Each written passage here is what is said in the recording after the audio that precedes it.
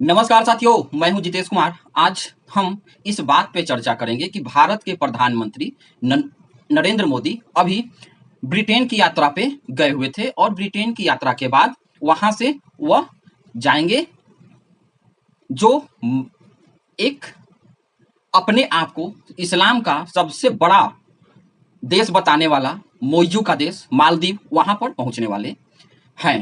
लेकिन आज हम लोग बात सबसे पहले करेंगे कि कैसे आज जो ब्रिटेन के साथ एक सबसे बड़ी समझौता हुआ है भारत और ब्रिटेन के बीच में, वह जो समझौता है वह है फ्री ट्रेड एग्रीमेंट। सबसे पहले थोड़ा बहुत जान लेते हैं कि फ्री ट्रेड एग्रीमेंट क्या होता है। देखिए, जब दो देश आपस में व्यापार करते हैं तो व्यापार अगर करते हैं तो ऐसा नहीं है कि वो अपने देश से आया और मेरे देश में कोई भी लोग अपना माल डंप करने लगेंगे। एक तो लिमिटेशन होता है कि इतना माल आएगा। अगर माल ज्यादा आ रहा है तो जो पहले एग्रीमेंट बनाया जाता है दो देशों के बीच में, तो वहां पर समझौता होता है कि अगर आप हमारे देश में कोई भी माल बेचने या कोई प्रोडक्ट आप अपने देश से बनाकर बेचने आ रहे हैं तो हम इतना परसेंट टैरिफ आपसे लेंगे। अगर हम किसी देश में लेकर जा रहे हैं तो वहां के भी जो राष्ट्राध्यक्ष होंगे वे भी हमसे यही बात बोलेंगे कि हम आपसे इतना परसेंट का माल पर इतना परसेंट लेंगे। अब दोनों देश जो हैं वह आपस में जो परसेंटेज अभी बोला जा रहा है कि आप हमारे देश में माल बेचने आइएगा तो जो परसेंटेज हम लेंगे उस परसेंटेज को ही हम बोलते हैं कि आप टैरिफ, जो टैरिफ वर्ड है वह लगाया जाता है कि इतना परसेंट अभी हमने टैरिफ लगाए हुए हैं। अभी हम दो देशों के बीच में जो विवाद देख रहे थे, चाहे अभी भी जो अमेरिका और भारत के बीच में भी अभी फ्री ट्रेड एग्रीमेंट को लेकर 5 राउंड बैठक हो चुकी है, लेकिन किसी भी प्रकार के कोई निष्कर्ष नहीं निकल पा रहा है। नहीं निकल पा रहा है, इसके पीछे क्या कारण है और आगे क्या ऐसे संभावनाएं हो सकती है कि Bharat free trade agreement America के साथ भी कर सकेंगे। तो आइए इसी के बारे में आज विस्तार से चर्चा करते हैं। देखिए, पिछले लगभग 8 सालों से ब्रिटेन के साथ टॉक चल रहा था। हम सभी लोगों को जो ब्रिटेन है ना, ब्रिटेन यूरोपियन यूनियन का पहले तो मेंबर हुआ करता था, लेकिन आज के समय में यूरोपियन यूनियन का मेंबर नहीं है ब्रिटेन। यूरोपियन यूनियन से खुद को ब्रिटेन अलग निकाल लिया। अब जब अलग निकाल लिया तो अगर आप यूरोपियन यूनियन में है तो उसमें कुछ सुविधाएं होती थी कि आपस में आप ट्रेड बिल्कुल ओपन उन लोगों का था तो कर सकते थे। लेकिन अब जब यह यूरोपियन यूनियन देश से जो समूह है उससे जब से ब्रिटेन बाहर आया है तो इसके लिए अभी मार्केट को ढूंढना बहुत ही ज्यादा मुश्किल होगा। अब नया नया मार्केट तलाश करना, ऐसे वह भेज सकते हैं लेकिन टैरिफ के साथ। लेकिन भारत जो है एक बहुत ही अच्छा राजनीतिक चाल चलते हुए वेस्टर्न कंट्री के साथ फर्स्ट ब्रिटेन ऐसा देश बना है जिसके साथ कि हम सभी लोगों का फ्री ट्रेड एग्रीमेंट हुआ है। अब एग्रीमेंट हुआ, इसमें यह बताया गया कि भारत से जो भी सामान ब्रिटेन में बिकने जाएगा, तो भारत के कौन कौन से ऐसे प्रोडक्ट हैं जो ब्रिटेन के अंदर बिकने जाते हैं। तो उसमें हो गया लेदर, लेदर से बना हुआ जो भी प्रोडक्ट है जैसे जूता हो गया, बैग हो गया, वह जाकर बिकता है। दूसरा हो गया अपने यहाँ से जो क्लॉथ, जो कपड़ा होता है, वह हम लोग भारी मात्रा में एक्सपोर्ट करते हैं यहाँ से।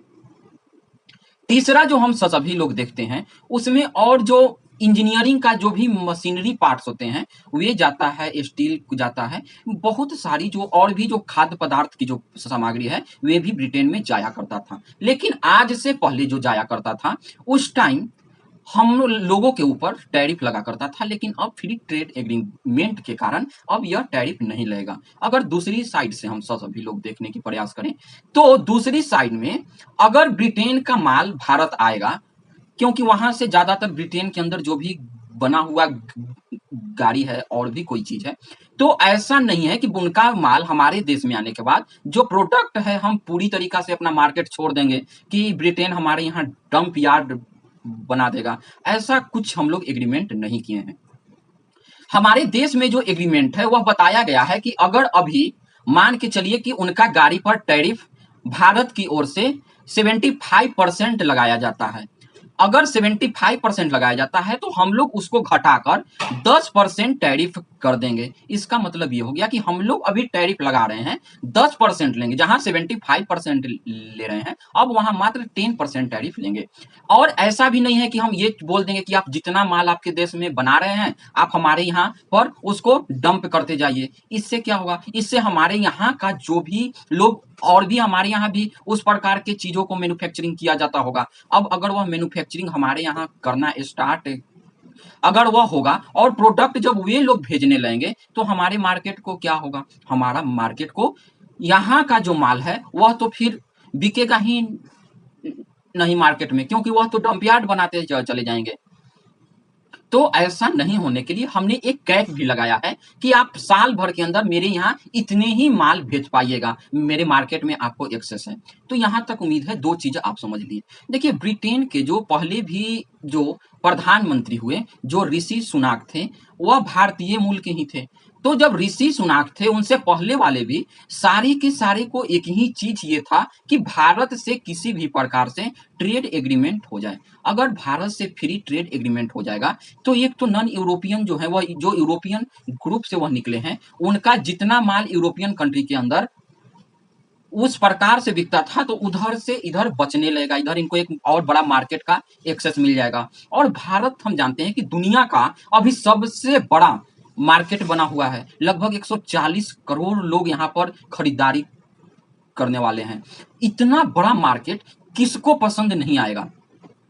अगर कोई भी व्यापारी वह चाहता है कि मेरा माल ज्यादा से ज्यादा जो हम प्रोडक्ट बना रहे हैं वह मार्केट के अंदर बिके, डिमांड हाई हो। तो डिमांड हाई कहां पे होगा, जहां पर ज्यादा लोग मिडिल क्लास लोग होंगे, जहां पे ज्यादा से ज्यादा लोग खरीदार लोग होंगे। तो हम भारत के बारे में आज भारत को ही कोई भी देश ऐसा नहीं कह सकता कि हम भारत के साथ व्यापार नहीं करना चाहते, क्योंकि वे सभी लोग जानते हैं कि भारत के साथ जिस दिन व्यापार बंद होने की स्थिति आ गई उस दिन उस प्रोडक्ट का हालात बिल्कुल खराब हो जाएगा।